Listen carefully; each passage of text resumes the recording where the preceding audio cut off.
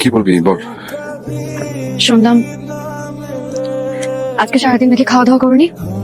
আমি আরে তোর হলুদের সব কাজ আমি করলাম, এত কাজ খাওয়ার সময় পাই নাই, আর তুই হঠাৎ আমার খাবারের পড়লি। খাওয়া দাওয়া বাদ দিয়ে আমাকে বিয়ে দিয়ে বিদায় করার জন্য উঠে পড়ে লেগেছো, তাই না? এসব ফালতু কথা বাদ দিয়ে কি বলবি সেটা বল। আমি ঘুম পেয়েছি, ঘুমাবো।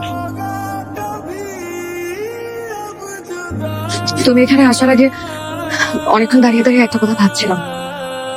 কি কথা? সোহেল ভাই, জানো এই পৃথিবীর সব মেয়েরা দুই ভাগে বিভক্ত। এক ভাগ যাদের বয়ফ্রেন্ড আছে, আরেক ভাগ যাদের বয়ফ্রেন্ড নেই। কিন্তু আজব ব্যাপার কি জানো, আমি এই দুই ভাগে কোনো ভাগের মধ্যে পড়ি না। কারণ আমি মনে মনে যাকে বয়ফ্রেন্ড ভাবি সে আসলে আমার বয়ফ্রেন্ডই না। আজব না? এটা কালকে তোর বিয়ে, প্লিজ এসব ফালতু কথা না বলে তুই দয়া করে সেদিকে কনসেন্ট্রেট কর, সেটাই তোর জন্য ভালো। এত সহজ সোহেল ভাই, এত সহজে আমি আমার সারা জীবনের ভালোবাসাকে ভুলে যে আরেকজনের জন্য আমার মন করে নিব? আমি তো ছোটবেলা থেকে তোমাকেই দেখেছি,